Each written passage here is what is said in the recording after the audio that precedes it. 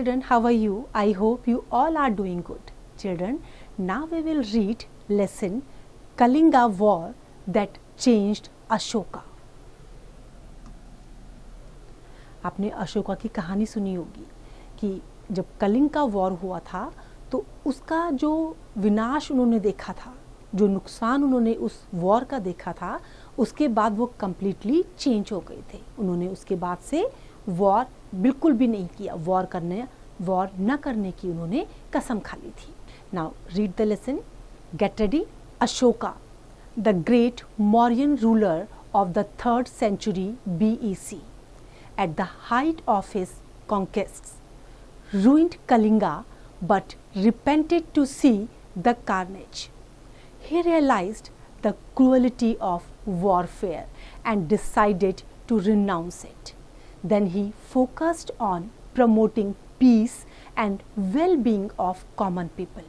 He left inscriptions on stones which promote his message of kindness among people even today. Ashoka जो great Mauryan ruler थे 3rd century के, जब उन्होंने युद्ध जीते और बहुत से युद्ध को जीत करके उन्होंने जो विजय प्राप्त की थी, और विजय प्राप्त करने के बाद जब उन्होंने ये देखा कि जो कलिंग का वॉर जो हुआ था उसने ऑलमोस्ट सब कुछ बर्बाद कर दिया था. बहुत से लोगों की जानें चली गई थी. उसके बाद उनको रियलाइज़ हुआ कि ये सब सही नहीं था और उन्होंने जो है वॉर कभी ना करने की कसम खा ली थी. उन्होंने सोच लिया था कि अब मैं वॉर को छोड़ दूंगा. उसके बाद उन्होंने जो है अपने मैसेजेस पत्थरों पे लिख करके भी और सब तरफ से अपने मैसेजेस जो है उन्होंने देने शुरू करे लोगों को. और उन मैसेजेस में उन्होंने किस चीज़ को प्रमोट किया? शांति और जो लोग हैं उनके कल्याण की भावना को प्रमोट किया. और उनके जो मैसेज हैं वो आज भी जो है काइंडनेस और दया का मैसेज जो है सबको देते हैं. By the time Ashoka became king, he was in his early 30s and experienced both war and peace. In the 8th year of his reign means Sashankal, Ashoka decided to invade the kingdom of Kalinga, which was just south of Magadha. Around 262 BCE, the Mauryan army invaded Kalinga, and to their surprise, they faced a tough challenge. In spite of facing the huge Mauryan forces, the Kalinga army fought with fierce courage and refused to surrender. जब अशोका जो है राजा बने थे उस समय उनकी as 30 years की थी और उस एज में उन्होंने ये एक्सपीरियंस कर लिया था कि क्या फ़ायदे युद्ध के होते हैं और क्या फ़ायदे शांति के होते हैं. युद्ध, वॉर और पीस दोनों को ही उन्होंने एक्सपीरियंस कर लिया था. और उसके बाद उन्होंने क्या किया था? उन्होंने डिसाइड कर लिया था कि वो जो है वॉर को छोड़ देंगे. जब उन्होंने ये डिसाइड किया कि वो जो कलिंगा का साम्राज्य है उसको ऑक्यूपाई कर लेंगे, उसके ऊपर अपना कब्जा कर लेंगे, तो जो मौर्यन आर्मी थी उसने कलिंगा को ऑक्यूपाई करने के लिए अटैक करना शुरू कर दिया था. और उनके सरप्राइज़ के लिए उन्होंने क्या देखा? उनको बहुत सरप्राइज़ हुआ. उन्होंने क्या देखा कि उन्होंने केवल टफ चैलेंज को ही नहीं फेस किया बल्कि जो ह्यूज मौर्यन फोर्स थी उसने बहुत अदम्य साहस के साथ जो है उसने युद्ध को जीता और उसके बाद जो है उनके साथ फाइट करी और सरेंडर करने से मना कर दिया. At the end both sides had lost thousands of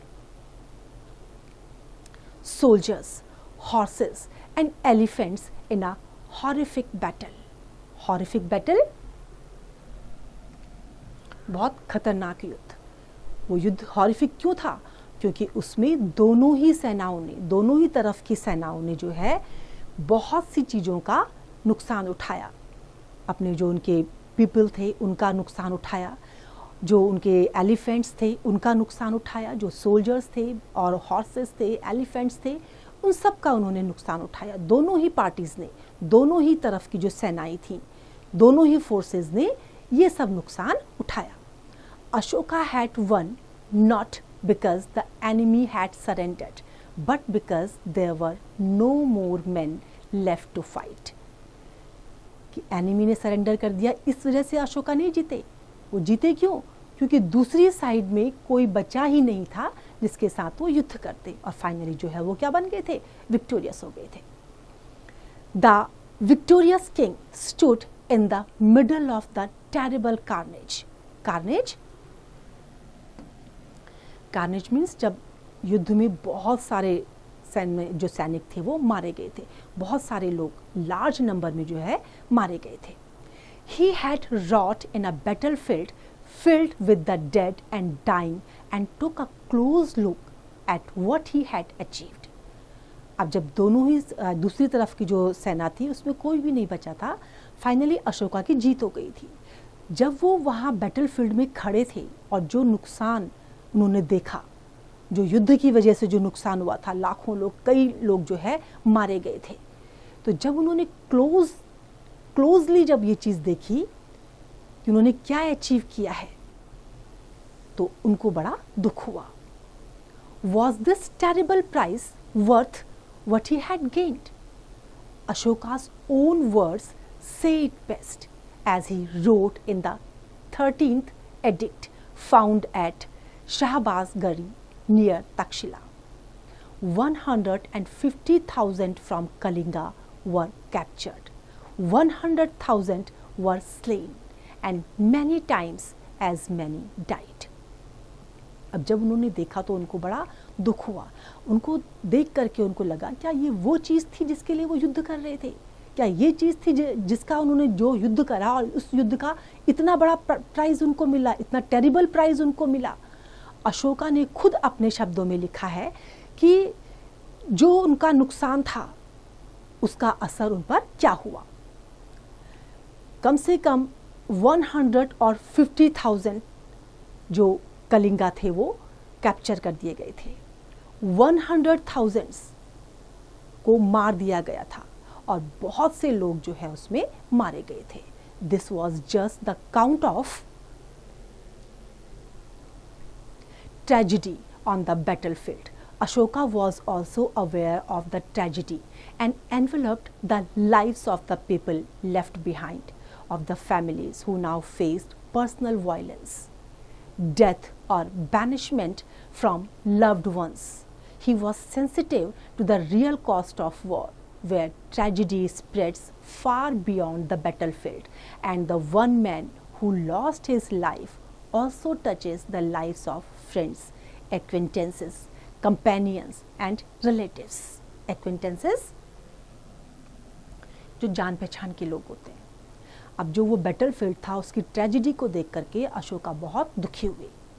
उनको अच्छे से पता था कि ये ट्रेजेडी जो है, ये जो ट्रेजेडी हुई है बैटलफील्ड में, इसमें कई लोगों की जानें चली गई है और एक फैमिली जिसने एक अपने फैमिली से किसी को लॉस किया है, उसने पर्सनल वायलेंस को, डेथ को, और जो अपने उसके लव्ड वंस थे, जो उसके नियर और डियर थे, उनसे अपने आप को दूर पाया। तो ये सब देख करके उनको बहुत दुख हुआ। और ये जो वॉर था, इस वॉर की जो ट्रेजेडी थी, वो फील कर सकते थे कि उस ट्रेजेडी में अगर किसी एक इंसान की जान गई है तो वो केवल एक इंसान की जान नहीं गई है, बल्कि उस इंसान के साथ जो उसके और जो दोस्त थे, उसके जान पहचान वाले थे, जो उसके कंपेनियंस थे, जो उसके रिलेटिव्स थे, उन सब की लाइफ उससे टच्ड थी, वो सब उससे अटैच्ड थे। Then Ashoka admitted something that no victorious king or political leader before or after him has ever confessed to. He said he felt remorse at having conquered Kalinga and declared that even 100th or 1,000th part of those who were slain, died or were captured in Kalinga is today considered regrettable by the beloved of the gods.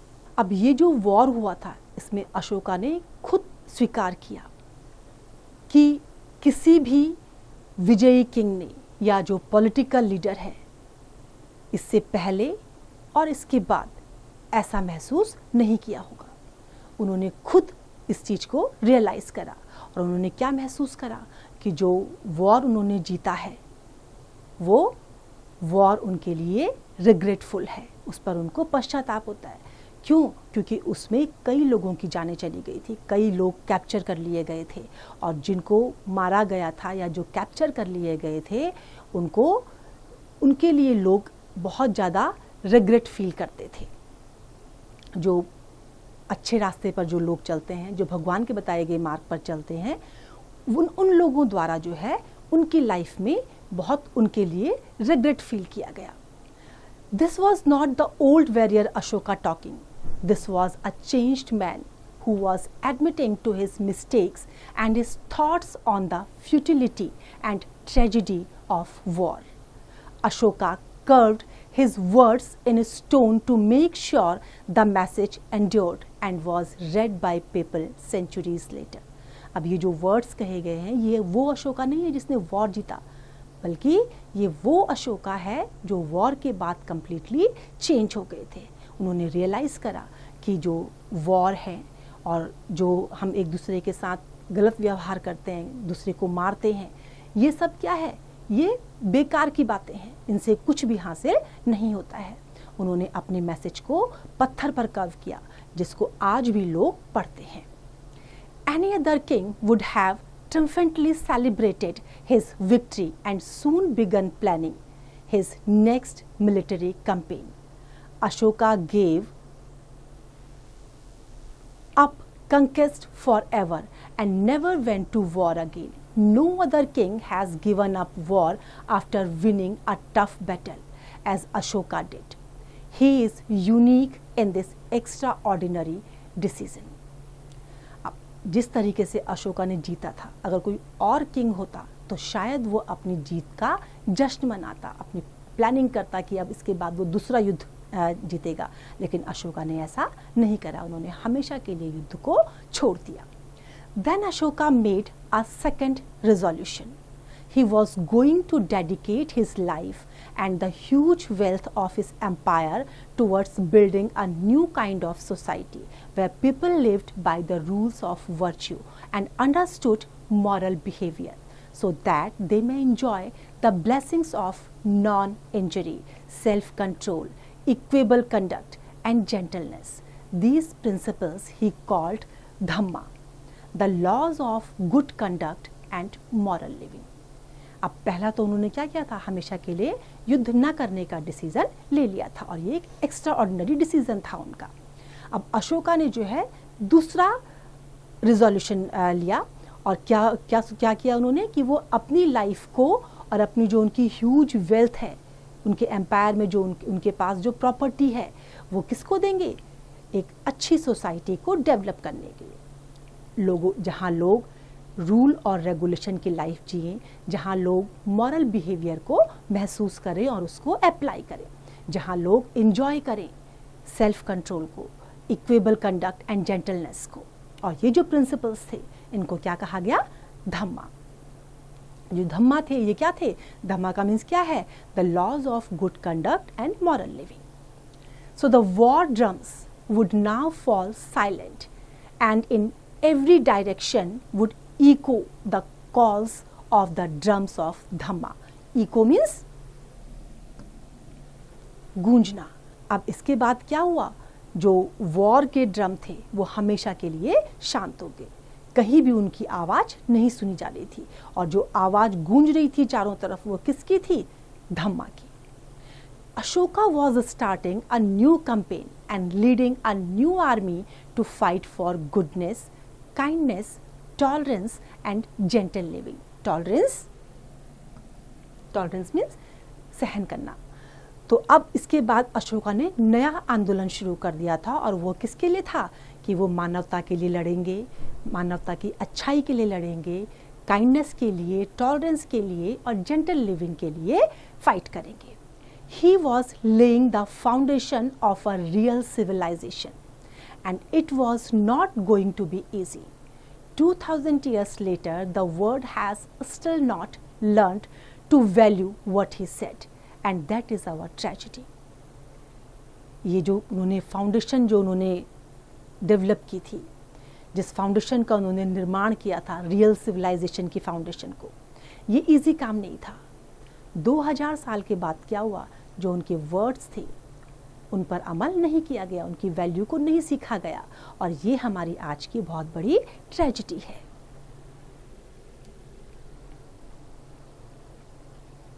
Unlike the popular legend, it was not a dramatic transformation on the battlefield. This was a thoughtful, practical king who chose a path that he believed would be for the welfare of his subjects and would also benefit him.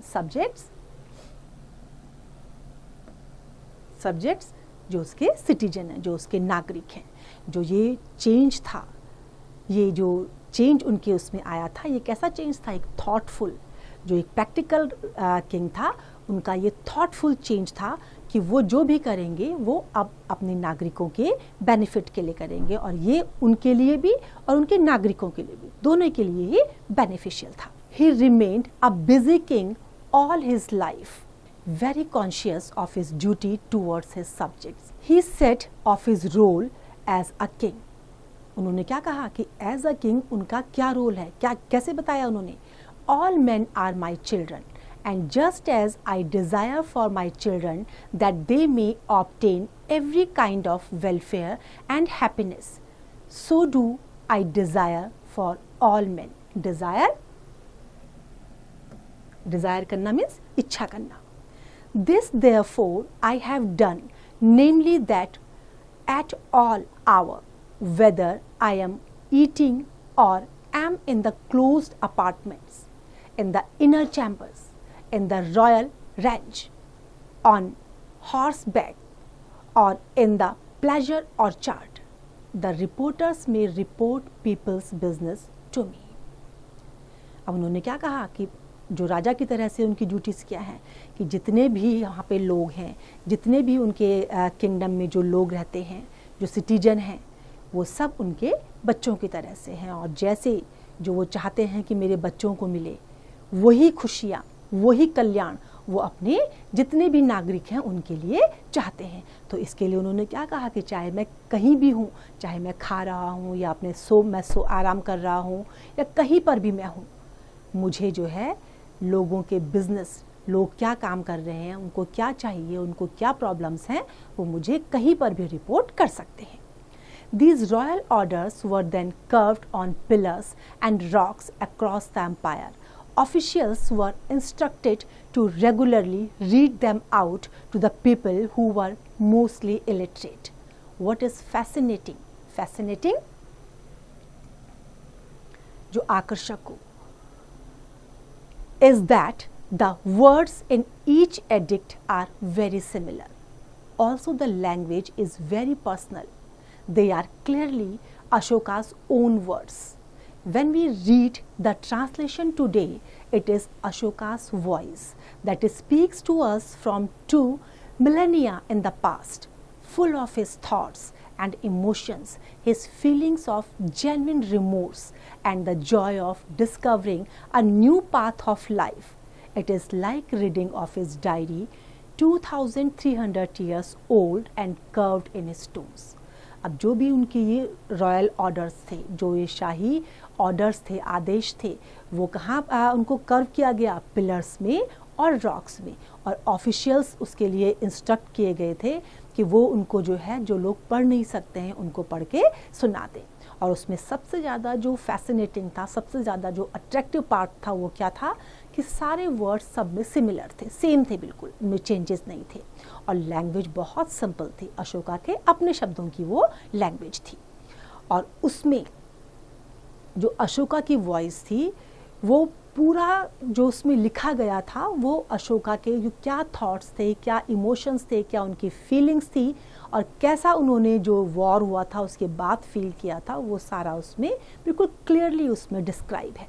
और आज भी जब हम उसे पढ़ते हैं तो हमें क्या लगता है, उनके जो इतने साल पुराने जो वर्ड्स थे वो बिल्कुल क्लियर हमें उस स्टोन में नज़र आते हैं। तो देखा बच्चों आपने, वॉर अगर होता है किसी के भी बीच में तो वो डिस्ट्रक्शन ही लेकर के आता है, वॉर से किसी को भी फ़ायदा नहीं होता। तो मैं उम्मीद करती हूँ आप लोग आपस में भी जो छोटे मोटे झगड़े करते हैं वो नहीं करेंगे, आपस में प्रेम से रहना चाहिए, है ना। I hope this is clear to you now. It's time to revise. You can revise it.